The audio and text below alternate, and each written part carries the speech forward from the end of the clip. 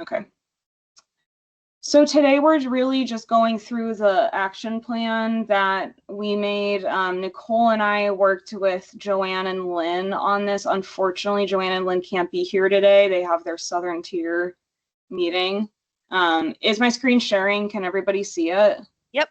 Yes. Oh, perfect.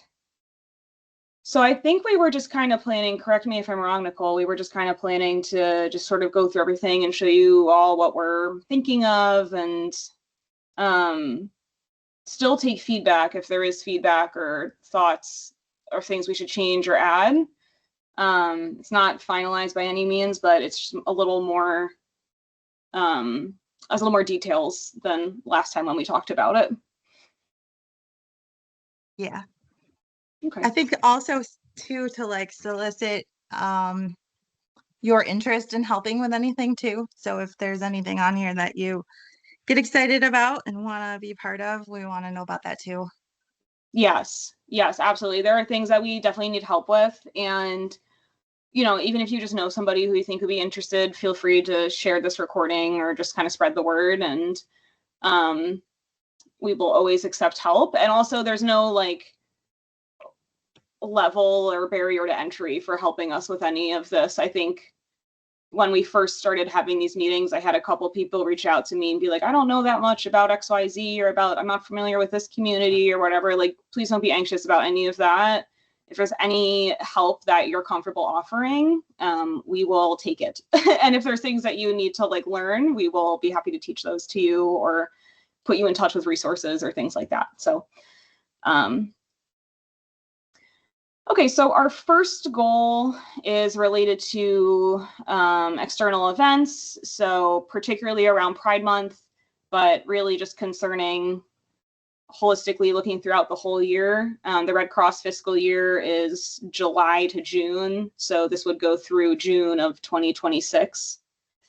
So one thing we need to do is check about regional budgeting. So we have a point on there to do that. We did get, I should say, this past year, a national, there was like a micro investment, they called it, grant. So we were able to get funds for Pride events in June and July for that. But if we're thinking about, for example, in October, there's an event at the Buffalo Botanical Gardens that I signed up to table for. October is LGBTQ plus History Month. So it's just an example of another opportunity for a check, like for a touch point with the community. So if there's funds available for us to do that year round, just to cover the tabling fees, we need to look into that. So we had all agreed to do that. And then really the thought for next year is just that we want to be more on top of identifying Pride events for next June and July, just because this year we were really just getting started. So by the time we kind of even got to that frame of mind, it was kind of scrambling because a lot of them, the registration was already closing. So yeah, so it's really just about kind of pinpointing that stuff in advance. And then also we thought, somebody had suggested this in the last meeting, we thought it would be helpful to make a Teams group. So we do already have a Teams group, but adding a component to that for people who are interested in tabling, whether they feel like they need more training or if they're ready to go right away, to put your name down as somebody who's interested. And then whenever we have like an event or anything coming up, we can put the word out on there and anybody who's interested can sign up. And that way it can be kind of a little more in real time as opposed to waiting for a meeting or for emails or things like that. So we had for each goal, we did have a people responsible and a proposed deadline, but as we were saying, those responsible people, we can add people if you're willing to, if you're interested in helping. So these are not set in stone. And the deadlines, for example, I know I already missed this one, so starting strong. So, but I was out of the office for a little bit. So anyway, so, you know, we're just gonna stick to this as close as we can. I don't know, Nicole, do you want to kind of alternate, Nicole? Like, do you want to talk about the next one maybe? So I'm not just talking the whole time. Sure. That sounds good. So our next goal is to add one additional Pride Drive per chapter. So so far we've only been having Pride Drives in Buffalo, two. So the goal for this year will be to have three in Buffalo, and then at least three in Buffalo, at least one in Rochester, have our first one in Rochester, and at least one in the southern tier. So at least one there. And so this is going to kind of go hand in hand with some other goals that we have in terms of our community partners. But we have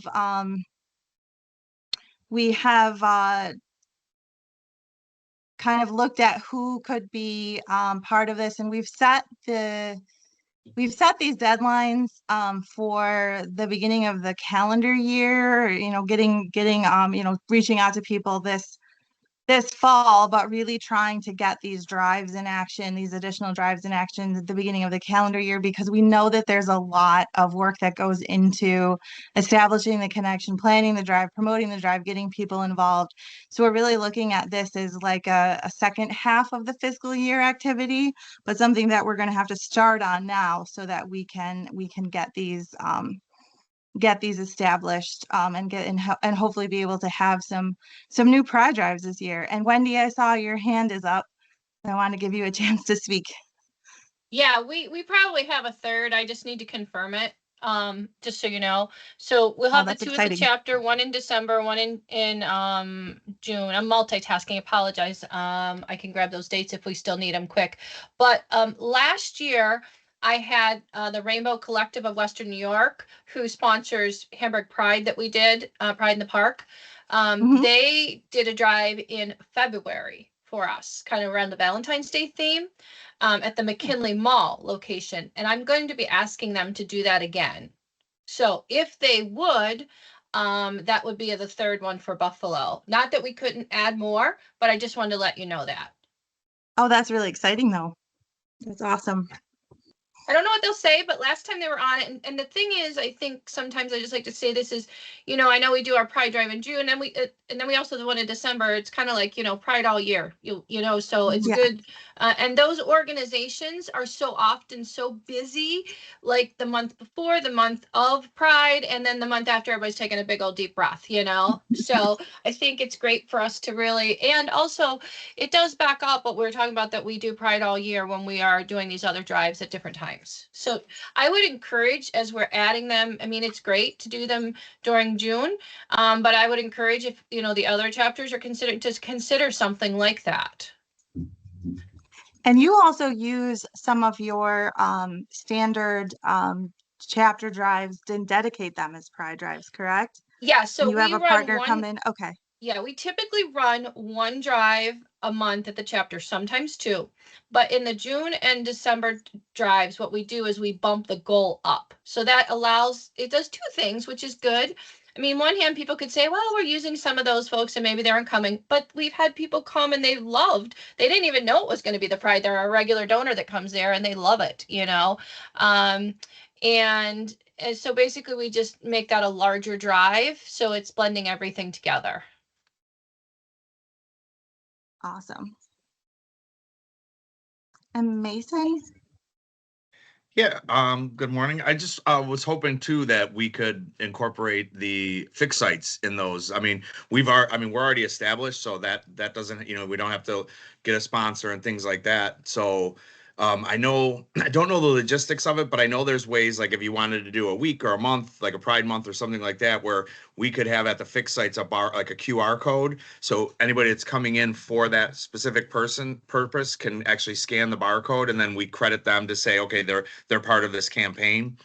I'm going to be working with Dwayne in the next week. We're actually just scheduled reoccurring monthly meetings the first Monday of every month about the new partnership between fixed sites and collections. So we could do multiple things, either just bringing folks into the fixed site, or like we was just mentioned, I think it was Wendy that was talking about it, is if we wanted to bump up our goal and then have collections bring extra staff in to cover the extra whole blood, because we can add slots within our platelet times so that our our platelet staff can take those donors, but then we have folks that are coming in for whole blood, and we have extra staff from the road that can actually take those donors at the same time.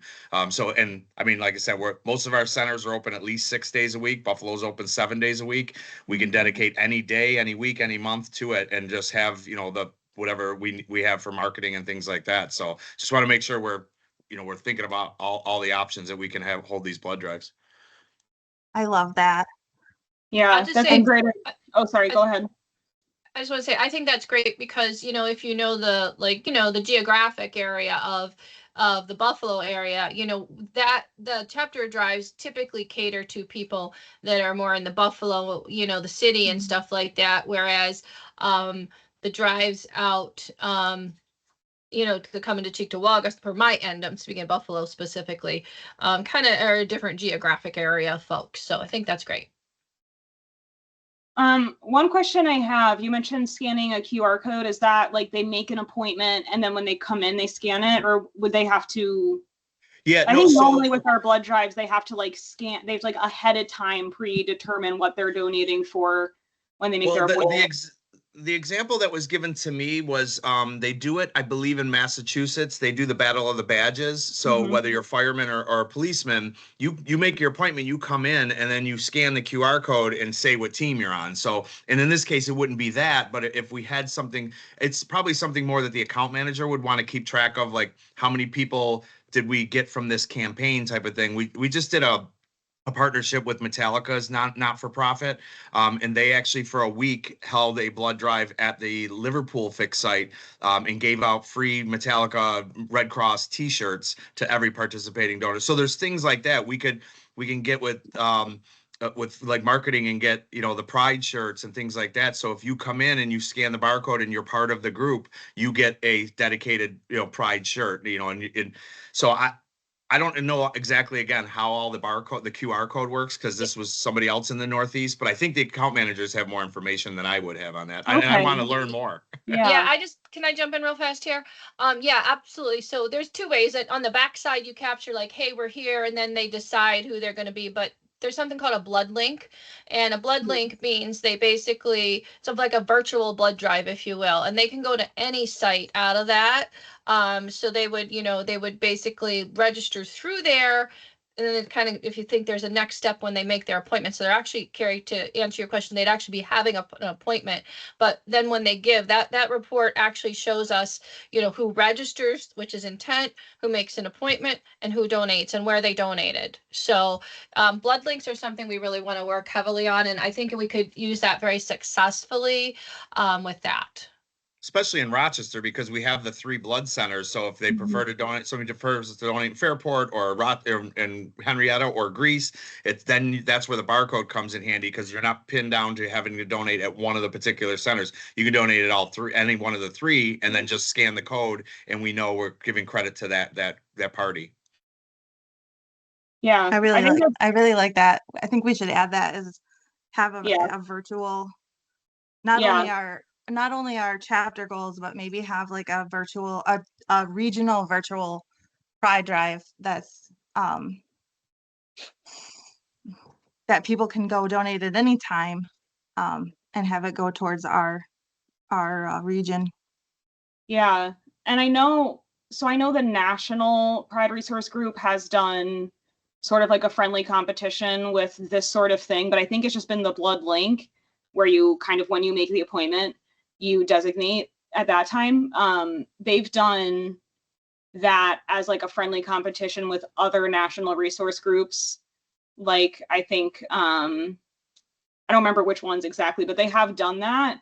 So I wonder almost if there would be space for like a friendly competition with other regions, like even just in the Northeast. Like, I don't know if that would be something that we could, I don't even know where to start with that, but I just think I think that kind of friendly competition element really kind of brings, which is why the Battle of the Badges drives are successful, because it kind of brings, a little motivation there. Yeah, you could definitely do Pride Buffalo versus Pride Rochester, I was thinking maybe we could do it with each other. Let's do it. I'm ready. Let's do it right now. Which chapter can get the most success? Yeah. No, that sounds fun. I love that idea. And I especially like if people can just, when they come in, sort of like scan at that time, because I think one of the problems with the blood link is that it kind of necessitates being aware of the event beforehand and like pre-planning, whereas we know a lot of people are kind of spontaneous or just walk in. So all right, can I play devil's advocate? Yes. As an account manager. I think we could do it two ways. I think you could use the blood link, which would be better for tracking up front to know what appointments in reality you have. And people use that and send that out and say, hey, you know, register here, go wherever you're going to go, and then we track it. If we are just capturing on the backside, and then, you know, I think we could have a QR code at wherever the site, if that's what we're trying to do. But just to say, you know, if you happen to not have pre-registered but would like to count yourself in as supporting our Pride, whatever, you know, focus, I can't think of wording right now, then scan QR here. Because I think that you definitely want to want something on the front side to get people. Oh, yeah. The other thing to consider is if we don't have to do it during Pride, why don't we do it if we could come up with a fun theme during some of our critical times when we know we need additional blood donors? I like that.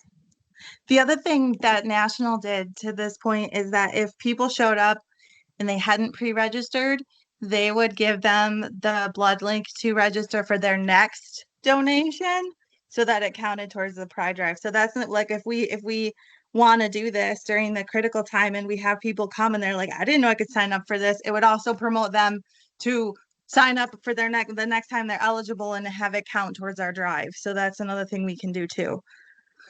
And I agree with the front and the back side because, you know, wanting to have the pre-register, but even if you're not part of the group and like you said, you come in and, you know, and I'm not part of LGBTQ plus community. And then I read this, I can say, oh, we're doing a Pride Rochester versus Pride Buffalo. I want to support Pride Rochester. And I could just scan the QR code and say, I already had an appointment, but didn't know this was going on. But now I want to be part of it, that I'm here. So I think putting it on both ends is a smart idea. Yeah. I like the idea of combining everything like together to kind of join forces with like all the different aspects that we have. I think that's a great idea. We'll definitely add that to this document and kind of think about, I guess probably January, if we're starting to think about drives then, right? Like maybe we would. The easier part about this is it's really more marketing and promotion than actually coordination. So yeah. Especially if we're going to promote this through the fixed sites and ongoing blood drive. So yeah, I think we just time it for when there's the most critical need for blood. I like that suggestion, Wendy. And that's usually summer, right? Like July, right? September, that kind of time.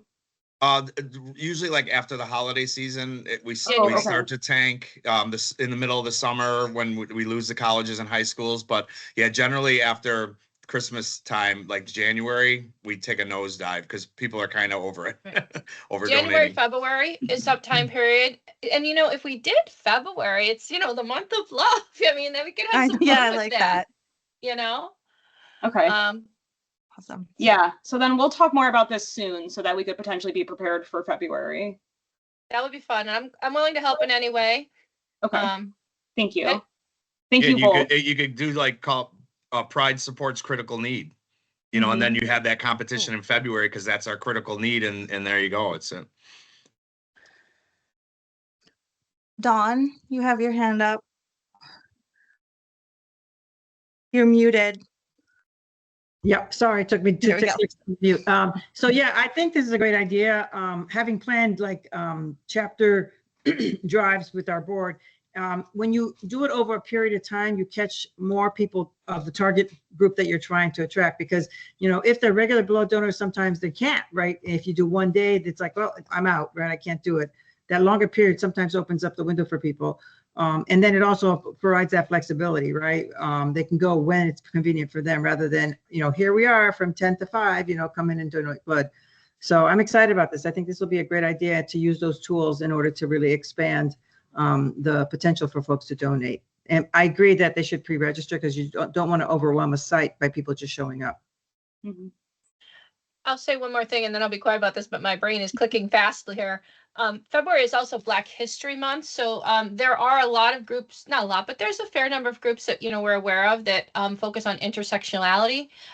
So this would be a great way to us to kind of broach into that also with our promotion of it. That's a great point. Thank you. Okay. I think it's awesome. Mocha Buffalo. Yes. Yeah, yep. Mocha. I was just looking at that this morning. Okay. Yep. Okay. And I'm sure there's comparable groups in Rochester and maybe even in the southern tier too. Yeah, we have a similar group, and it might even be affiliated in Rochester. All right. Before we move on to the next point here, any other thoughts? That was all really good brainstorming. I'm really excited about that.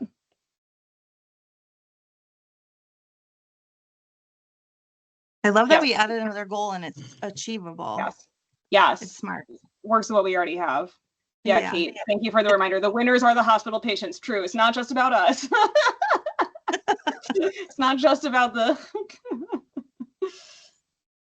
winner of the but it's a little bit about that. Anyway. Okay.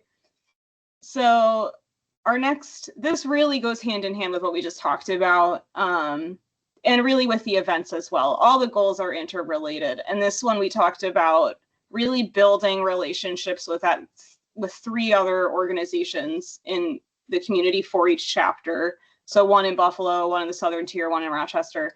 And our first thought for that is that we want to approach these groups not asking for anything, but with a list of services that we can offer. So, one of those things might relate to the goal we were just talking about offering to host a blood drive, but there's also CPR, we can do hands-only CPR, disaster preparedness, smoke alarm installation. If they have folks who need volunteer hours, we can help with that. So we wanted to sort of put a kind of template together that we can send out to some of these groups and then sort of personalize it as needed. And, that also will go with some of the ones if there's like events that they're doing and stuff as well. So probably what I imagine is that we'll reach out to the kind of same 3 partners. And what we meant by that was kind of cast a wide net. And then if you end up with, 1 or 2 of them who want to do something, then, so we're going to reach out to at least 3 people in each region and just kind of see what their thoughts are, how they might want to work together.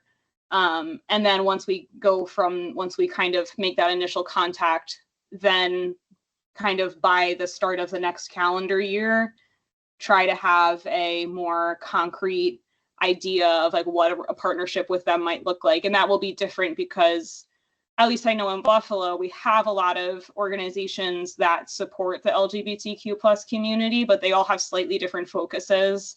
So they're all going to probably have different things that they're looking for or different things that we can kind of partner on. So yeah, beyond that, we hadn't, that will really just be dependent on what they each want to do. But that was kind of our thoughts there. And this kind of outreach is definitely one of the areas where we need help.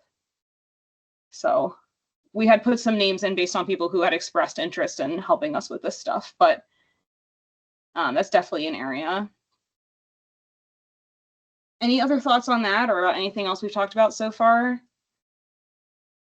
If not, Nicole, you can talk about the next one.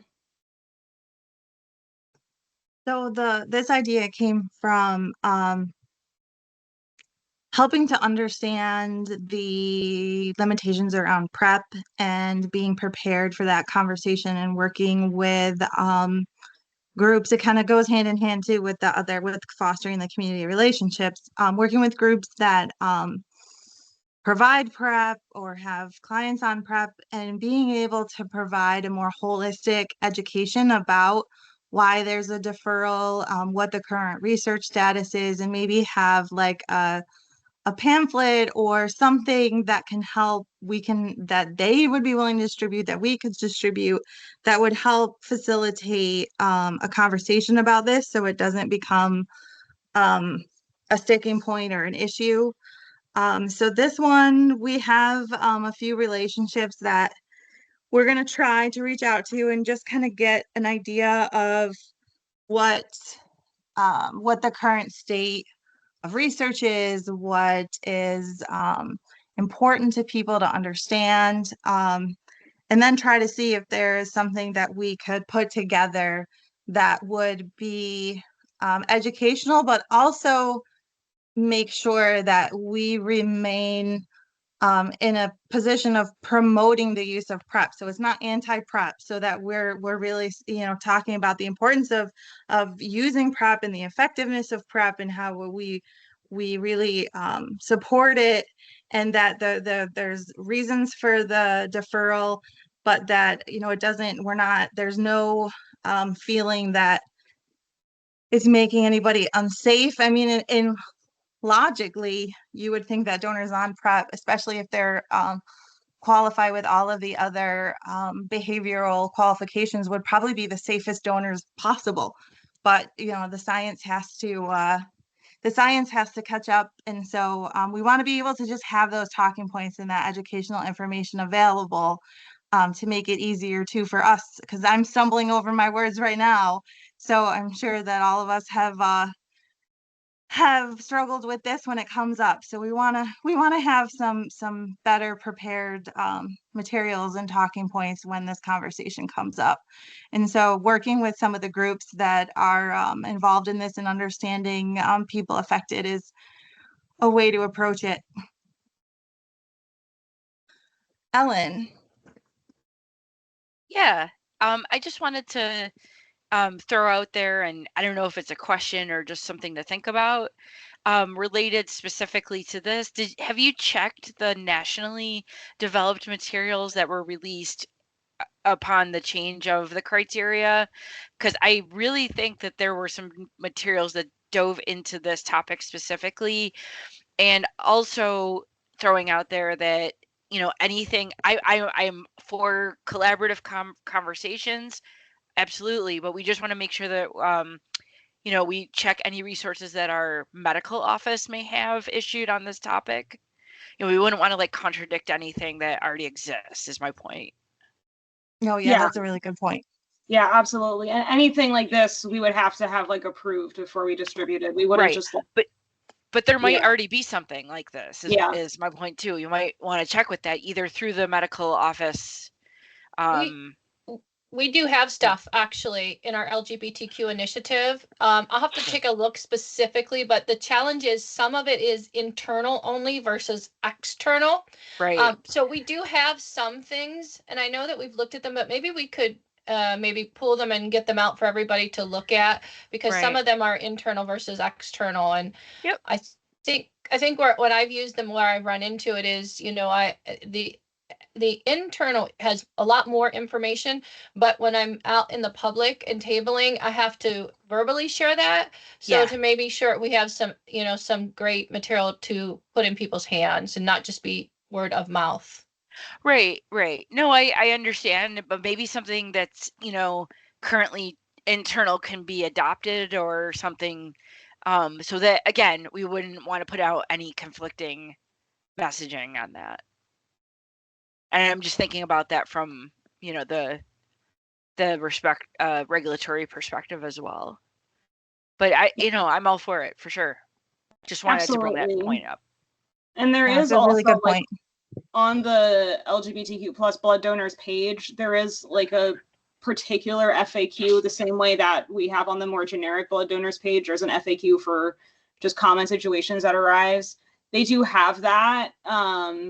But I guess it's more kind of reviewing. We didn't really look at that too close yet. So it's reviewing the language on that and just making sure that it's appropriate, because I did not appropriate, but making sure that it's sensitive, just because, I did have a person who approached me and said that they felt kind of the language that we're using implied that they were being risky or unsafe. And I don't want to give that impression to anybody. So we just have and also it may be a matter of, if we feel like the materials are really suitable, it may be a matter of working with these organizations more to educate, more of a partnership on that sense. So that's a very good point. I appreciate you bringing that up, because I had not thought about the medical office.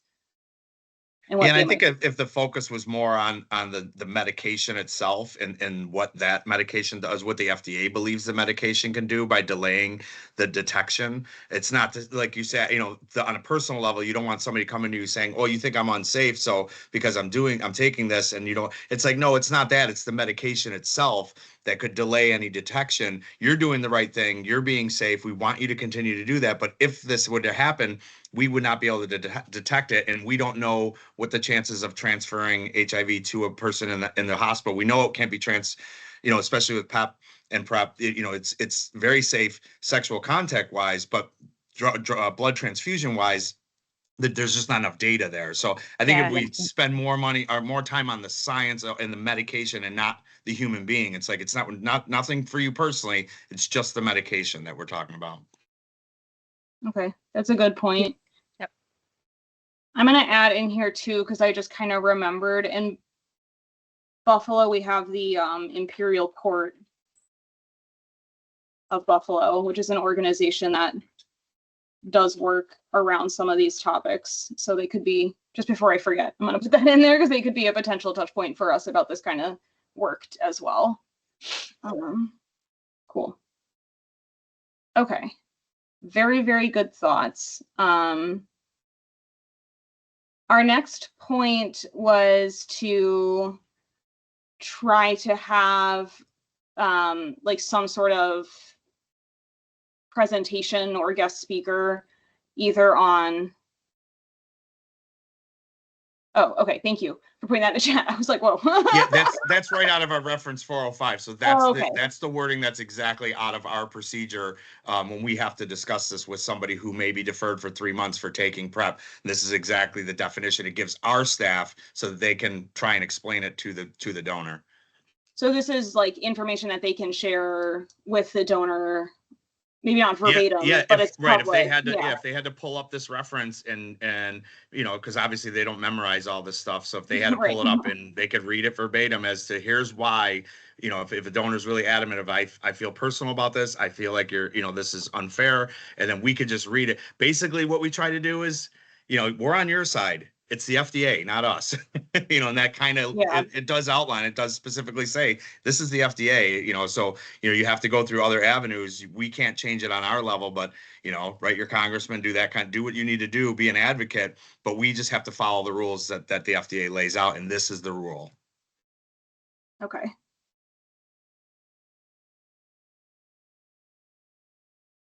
I'm writing that down. Okay. Okay, thank you.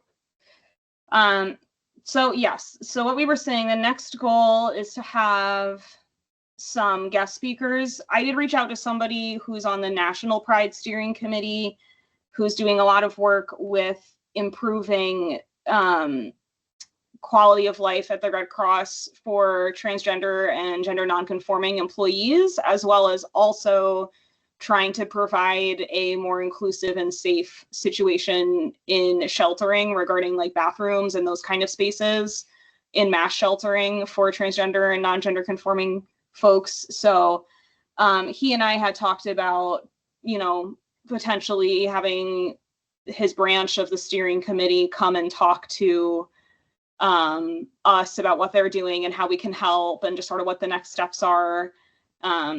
I think they were talking about trying to work with like ADA compliance and like those kind of like those advocacy groups and see, because when it comes to like private spaces and bathrooms and those kind of spaces, like there's also a lot of needs regarding people with disabilities and like how they can access those spaces. So how can we kind of work together with them? So I'm really interested, and he just had a lot going on. So I'm going to reach out to him in a little bit and see if that's like, maybe he can come and talk to us. But then we did also meet with Kurt regarding trying to give a talk in a public setting with some local group.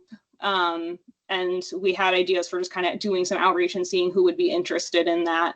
So we definitely just want to kind of make sure that we're listening for input from the community when they have it, and then also getting on board with whatever is happening internally. So if there are initiatives that are happening internally, because we are kind of separate from the National Pride Resource Group. We're not technically like under their umbrella. We're technically our own entity. We have to put effort into keeping track of what they're doing and really like seeing how we can assist and what the next steps are and stuff like that. So that's kind of getting to the kind of two-prong approach there, is sort of getting to the heart of what this goal is about.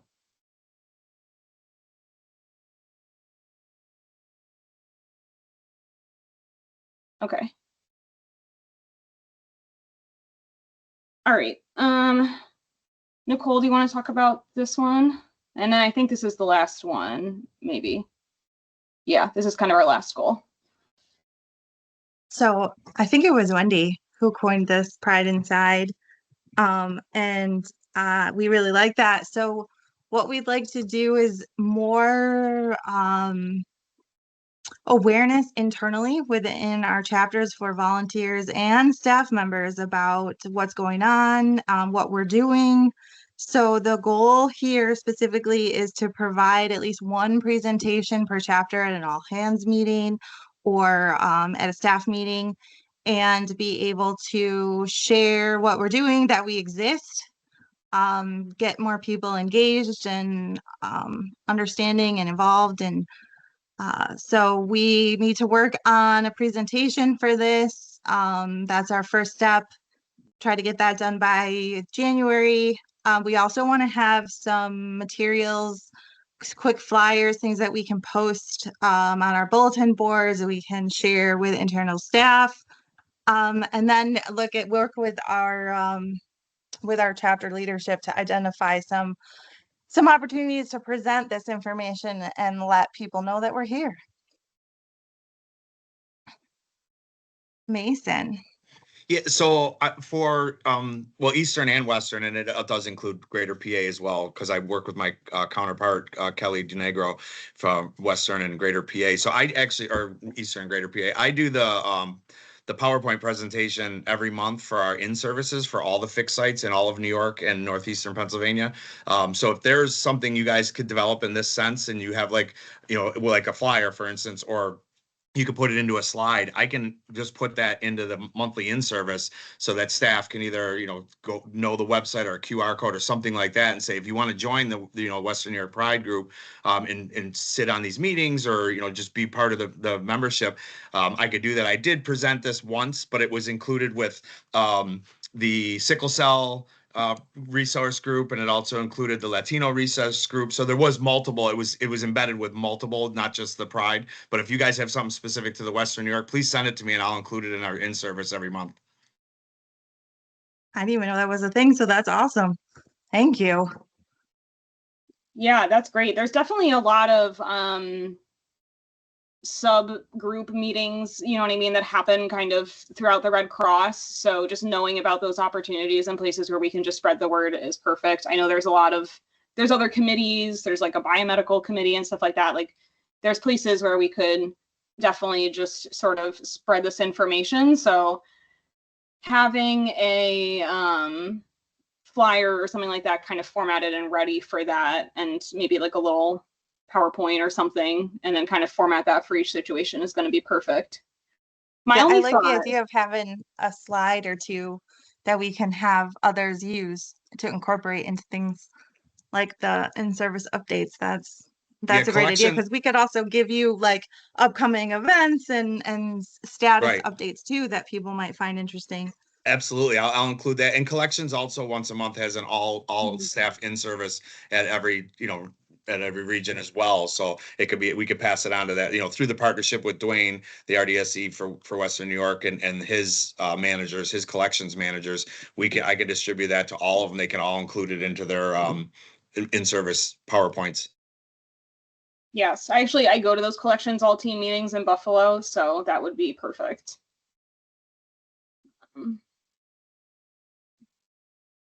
My only thought, and I don't know if I'm being paranoid, Pride Inside to me is a little loaded. Like, to me, it almost sounds a little bit like keep your pride inside, or like, I don't know. Am I being like, I don't know. Am I just being like inside, like infiltrate, kind of like you're almost like not like infiltrate, it sound like hide your pride inside?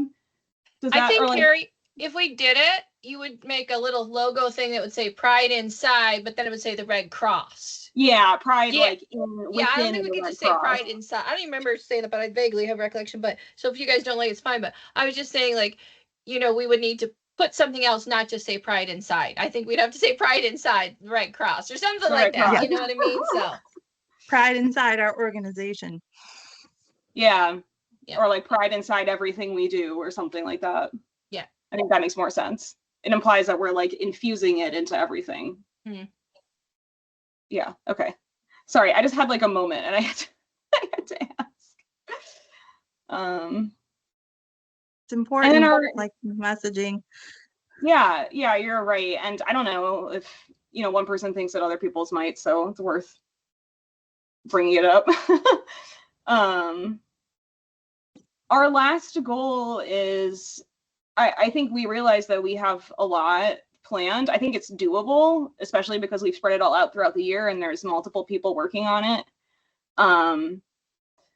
But so our last goal, we kind of tabled, I would say, or we're thinking about it more long term, which is to really like spread the information to volunteers. So we do email when we have events or things like that. We do send that to everybody in the Western New York Red Cross, including volunteers. I know, like, I personally, when I'm communicating with volunteers, I'll share things that we're doing as well. But if there is a in-person way or some other way for us to communicate this information to volunteers, we want to be sure we're doing that, because there's so many people involved in the Red Cross and there's so many groups and there's so many resources that is really, really easy to get lost in the sea of things that are happening. And we just want to be sure that at least everybody is aware or is reminded, so that if there's somebody who feels called to assist or, feels invested, that they can do that. Yeah, Dawn. So I think one easy, I know you're tabling this and it's going to be more of like as we can, but we need to focus on the other goals. But I think one thing, maybe you've already thought of it, is that any of these things that we do, they should be branded as Western New York Pride Resource Group. So that, like brought to you by or from, that type of thing. So people start to say, well, what is that? Like just to take credit for it in a good way, because that way people are seeing the things we're doing and hopefully will want to engage with us further. Yes, 100%. And the Red Cross actually has really good resources for us to take the nationally approved Pride logos and then to add like Western New York to them. So we did that for a lot of the materials that we used with tabling during Pride Month. We had like Western New York Pride, or like American Red Cross Western New York Pride, kind of added on there, so people knew that we were, and I think it helps people to know that we're local and we're invested because we're local community members. So that's a very good point, though, to make sure that we are being really clear about who we are.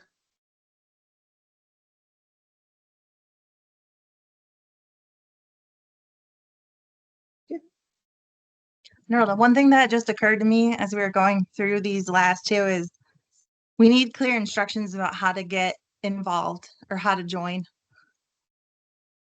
Yeah, that's definitely a stumbling block, I will say, that I found to some of the like team resource groups nationally, is that there's like an email to join and then you email them and then it's sort of like, what's next? You know what I mean? Or something. So having a really clear, like, reach out to us if you're interested, or I like the idea of a QR code, or I don't know where the QR code would take them because we don't have a website, but figuring something out that's easy. And then we can touch base with those people and just say, this is our next meeting, XYZ. Yep. I forget, what is the, I think that was the national one that I included, because with those 3 resource groups, I think it just took you to somebody's, like, a web page to say, I'm interested in joining this. Because I don't remember did I just reach out to you specifically, Carrie, or I forgot how I actually joined the Western New York one. I think because I was working with Jerry on the national, but I think that's how I found out about this. But so how did the people outside of the know get involved, like how do they join the Teams meeting? I can forward it to you, but you know, that we want to have something like that. Yeah. As of right now, so like I think you and a lot of the other people here were part of a list that sort of we inherited of folks who were in the group before or who had like expressed interest in the group before. So we emailed all of you, and then before we had our first meeting, we emailed all the volunteers, like everybody in the Western New York. But I'm a little hesitant to email the entire Western New York Red Cross too often. So we don't do that frequently. But yeah, that's the thing, is that as of right now, they have to email Nicole or I, and then we have to like manually add them to the invite. I'll be frank, I'm not like super savvy with Teams, so I don't know if there's a way that we could make it easier where they could just like join the series of meetings and then they could just be invited to everyone without us having to like manually add their email. Because yeah, as of right now, they really just have to contact one of us and we put them on. Yeah, I think that has to be one of our action items as we update with the few additional goals we have is part of these last two. Creating awareness is also creating awareness on how to get involved with us and what that means and making that easy. So, I think it'll help also now that we have like purpose and goals, because a lot of our initial meetings was just really like finding our footwork and kind of like getting to know each other and getting to know what we wanted to do. And now we have a real like, this is what we're doing, this is how we're going to do it. And I think that motivates people to get involved. Yeah, because people might want to just like, we've had people who just come to the Pride Parade and help with that. People might not want to come to the monthly meetings, but they might want to volunteer for many of our events and show their support. So it'll be nice to be able to say, like, here's all the things we're involved in. If you want to be involved in something specific, join us and join one of our initiatives. An event calendar would be great. Even if it's not like a calendar month to month. I just got something from the Hispanic Heritage Council that lists all their events, and that would be something to have. It could be out there, and maybe on that flyer, you know, we could have contact information and QR. And I'm just going to say this as clearly as I can. I think, though, we always still need to be mindful that there's a balance between us getting the word out, and we know what is happening within organizations and outside of organizations being looked at for their diversity initiatives. So I think, unfortunately, we always need to keep like like, you know, how we always, like just now when we, Carrie, when you were like saying, I don't know if that sounds right to me. Like, I think we need to just always hit pause and just be cautious for the protection of those in. I mean, we've had these discussions with our Latino Hispanic engagement drives, you know, so just want to say that. It's unfortunate that I need to say that, but I think we always need to be mindful.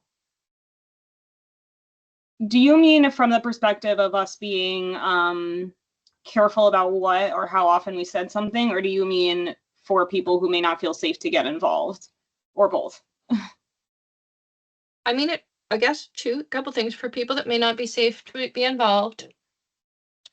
And for maybe people that are out there looking to report groups that they feel are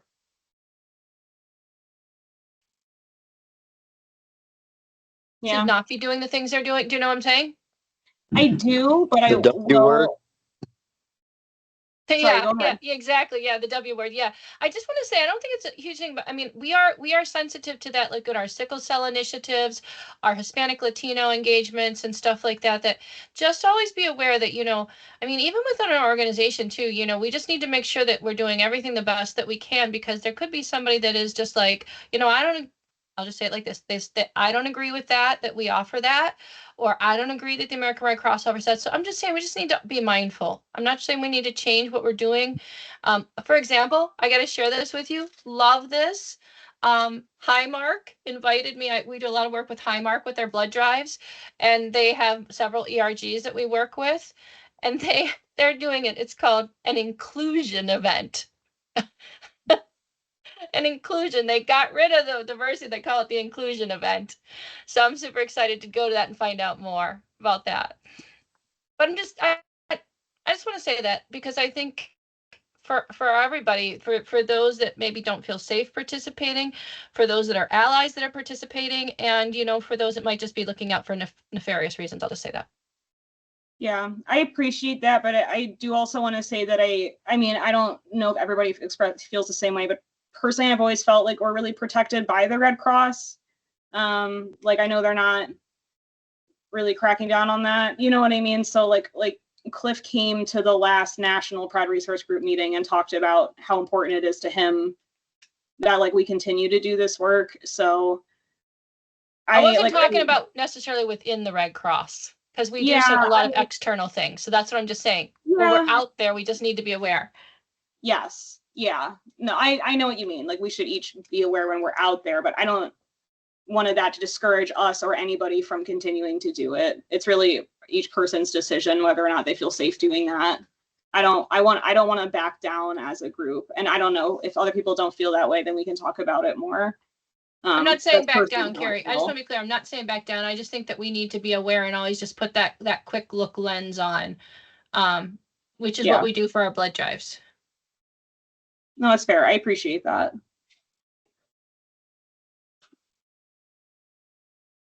I just got a random question.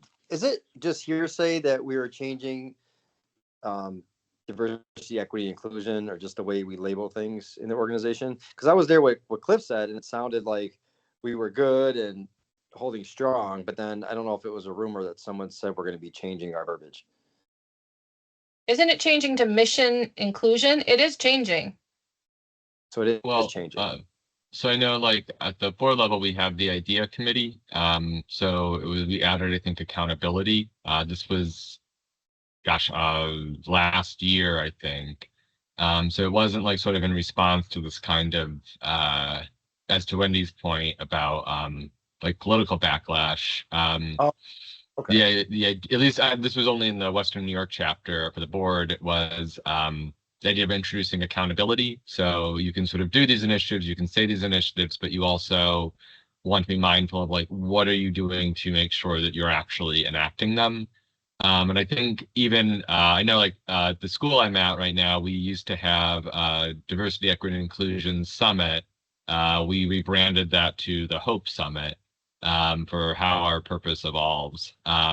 In substance, nothing really changed, but I think this is sort of like a national trend where people are starting to rebrand. And you can call that, like, you know, compromising, you can call that cowardice, but like, that's sort of like, this is how you still do the work the best you can under, like, the conditions you're in. I don't know if it's quite getting at your question, though. Yep, that answered it. Yeah, I mean, you can change the name of something. It doesn't necessarily change what you're doing. Mm-hmm. You know, if you have to change the name, I see exactly what you mean. I'll look for that, but that email, I remember reading it. I've seen some emails that talk about the change. I've not seen anything there. I'm not the best though at reading the emails, so